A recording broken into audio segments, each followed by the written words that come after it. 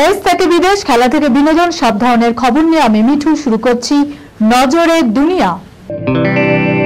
কানের মেশিনের বিশ্বস্ত প্রতিষ্ঠান অডিটন, স্পিচ অ্যান্ড হিয়ারিং ক্লিনিক।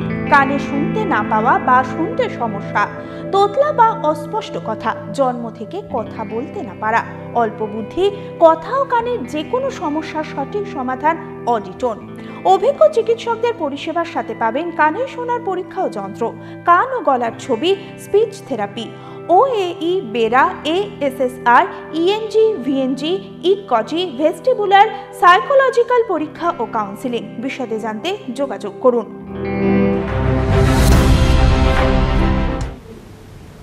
পুনের লোনালাভা জলপ্রপাতে ভেসে গেলেন একই পরিবারের 7 জন সদস্য। মুম্বাইয়ের কাছে লোনালাভা জলপ্রপাতে ঘুরতে গিয়ে স্রোতে ভেসে গেলেন একই পরিবারের 7 জন। তাদের মধ্যে রয়েছেন মহিলা এবং আছে একাধিক শিশুও। 3 জনের দেহ উদ্ধার করা হয়েছে, 2 জন এখনো নিখোঁজ। ঘটনার একটি ভিডিও প্রকাশ্যে এসেছে সমাজ মাধ্যমে, যা দেখে অনেকেই শিউরে উঠেছেন। মুম্বাই থেকে 80 কিলোমিটার দূরে লোনালাভা জনপ্রিয় পর্যটন কেন্দ্র, সেখানেই সপ্তাহান্তে ঘুরতে গিয়েছিলেন ওই পরিবারের লোকজন। ভিডিওতে দেখা গিয়েছে জলপ্রপাতের তীব্র স্রোতের মাঝে কুঁকড়ে দাঁড়িয়ে রয়েছেন এই 7 জন। একে অপরকে জড়িয়ে ধরে আছেন, তারা প্রাণের ভয়ে চিৎকারও করছেন। তাদের চারপাশ দিয়ে প্রচন্ড গতিতে বইছে জল। আশেপাশের অন্য পর্যটকেরা চেষ্টা করেও তাদের সাহায্য করতে পারেননি, কারণ ওই জলের কাছাকাছি গেলে তাদেরও প্রাণ সংশয় ঘটত। এই পরিস্থিতিতে দেখা যায় জলের তোড়ে ভেসে যাচ্ছে 7 জনই। গরুর পায়ে ধুলো নিয়ে তাড়াতেই দুর্ঘটনা হাথরাসে, মৃতের সংখ্যা বেড়ে দাঁড়ালো 121। উত্তরপ্রদেশের হাথরাসে সর্বনাশা সৎসঙ্গে যোগ দিয়ে পদপিষ্ট হয়ে অসংখ্য মৃত্যুতে শোকের ছায়া নেমে এসেছে গোটা দেশে। শেষ পাওয়া তথ্য অনুসারে মৃতের সংখ্যা বেড়ে 121-এ পৌঁছেছে।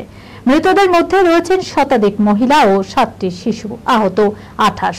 জানা গিয়েছে যে ধর্মগুরুর ডাকে এই সৎসঙ্গ অনুষ্ঠানের আয়োজন করা হয়েছিল, সেই সুরজ পাল ওরফে ভোলে বাবা যে কোনো সময় গ্রেপ্তার হতে পারে। ইতিমধ্যেই ঘটনাস্থলে পৌঁছেছেন বহু সিনিয়র পুলিশ আধিকারিক। পাশাপাশি ভোলে বাবার আশ্রম রামকুঠি প্রাঙ্গণেও রয়েছে বহু পুলিশ। এই ঘটনায় কড়া পদক্ষেপের বার্তা দিয়েছেন উত্তরপ্রদেশের মুখ্যমন্ত্রী যোগী আদিত্যনাথ।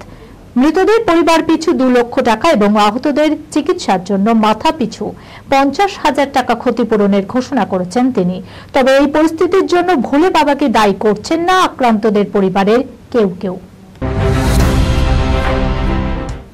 মোদীকে চুকিতকিত খোঁচা কল্যাণ বন্দ্যোপাধ্যায়ের আক্রমণ সাগরিকারও। সংসদের 2 কক্ষেই আক্রমণাত্মক তৃণমূল কংগ্রেস। মঙ্গলবার রাষ্ট্রপতির ভাষণের উপর ধন্যবাদ জ্ঞাপন প্রস্তাবের উপর আলোচনায় অংশ নিয়ে লোকসভার তৃণমূলের মুখ্য সচেতক কল্যাণ বন্দ্যোপাধ্যায় এবং রাজ্যসভার উপদল নেতা সাগরিকা ঘোষ কেন্দ্র তথা বিজেপিকে তুলোধরা করেছেন। অষ্টাদশ লোকসভায় প্রথম ভাষণের শুরু থেকে শ্লেষ ও কটাক্ষে নজর কাড়েন কল্যাণ বন্দ্যোপাধ্যায়। সরকার তো বটেই, এদিন তার নিশানা থেকে বাদ যায়নি প্রধানমন্ত্রী নরেন্দ্র মোদীও। 1.5 বছরের মধ্যে এই সরকার সাফ হয়ে যাবে বলেও দাবি করেছেন শ্রীরামপুরের সাংসদ। তিনি বলেন, শ্রীরামপুরে 1,65,000 ভোটে জিতেছি, প্রধানমন্ত্রী নরেন্দ্র মোদীজির থেকে বেশি ভোটে। এবারে মোদীজি 2টি ক্র্যাচ নিয়ে সরকার চালাচ্ছেন, একটি টিডিটি আর একটি নীতিশ কুমারের জেডিইউ। যে কোনো সময়ই ভেঙে পড়তে পারে এই সরকার। এদিন কল্যাণ বন্দ্যোপাধ্যায় যেভাবে মোদীর দিকে কটাক্ষ ছুড়ে দিয়েছেন তা সকলেরই নজর কেড়েছে। ভাষণের এই অংশ সমাজ মাধ্যমে ভাইরাল হয়েছে, যেখানে কল্যাণ বন্দ্যোপাধ্যায় বলেছেন এই সংসদে উনি বলেছিলেন আপকি বার 400 পার। খেলা শুরু হয়ে গিয়েছিল। খেলা তো অনেক রকমের হয়, চু কিতকিতটাও একটা খেলা। চু কিতকিতে চু ধরা ছিল 400-তে, তারপর কিতকিত কিতকিত করে কত হলো 240। কিতকিত বলতে যখন তিনি 2 হাত উপর থেকে নিচে নামাচ্ছেন তখন হাসির রোল ওঠে লোকসভায়।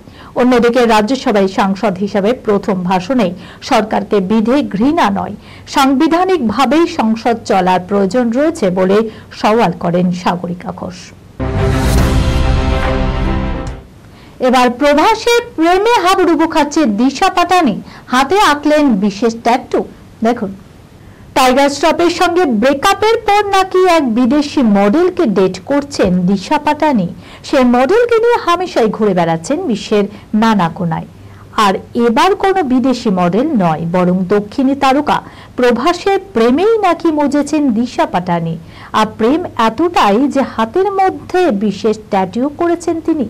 বিষয়টি একটু বিশদেই বলা যাক। সম্প্রতি সোশ্যাল মিডিয়ায় একটি ভিডিও ভাইরাল হয়েছে, যেখানে দেখা গিয়েছে দিশা পাটানির হাতে আঁকা রয়েছে পিডি লেখা একটি ট্যাটু।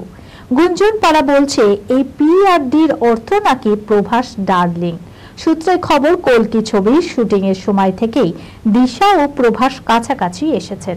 শোনা যায় ছবির শুটিং এর পর নাকি ঘন্টার পর ঘন্টা আড্ডা মারতে নেই তারকা জুটি। শুধু তাই নয়, হায়দ্রাবাদের নানা রেস্তোরাঁ ও ক্যাফেতেও নাকি ঢুঁ মারতে দেখা গেছে এই দুই তারকাকে। তবে এই প্রেম নিয়ে একেবারেই কিছু বলতে নারাজ প্রভাস। এতদিন শোনা যাচ্ছিল কৃতি শ্যাননের সঙ্গে নাকি প্রেম করছেন প্রভাস, এমনকি রোটেও ছিল আদিপুরুষ সিনেমার মুক্তির পর নাকি বাগদানও সারবেন এই দুজনে। তবে আদিপুরুষ মুক্তিও পায়, বিতর্কও ওঠে, বক্স অফিসে মুখ থুবড়ে পড়ে। কৃতি ও প্রভাসের প্রেম কিন্তু টেকে না। আর এবার দিশার সঙ্গে নাম জড়িয়ে নতুন প্রেম গুঞ্জনে ফাঁসলেন প্রভাস। এই খবরের সঙ্গে শেষ করলাম আজকে নজরে দুনিয়া। আপনারা দেখছেন টিভি 24 বাংলা, সংবাদ বিনোদন সারাদিন সারাক্ষণ।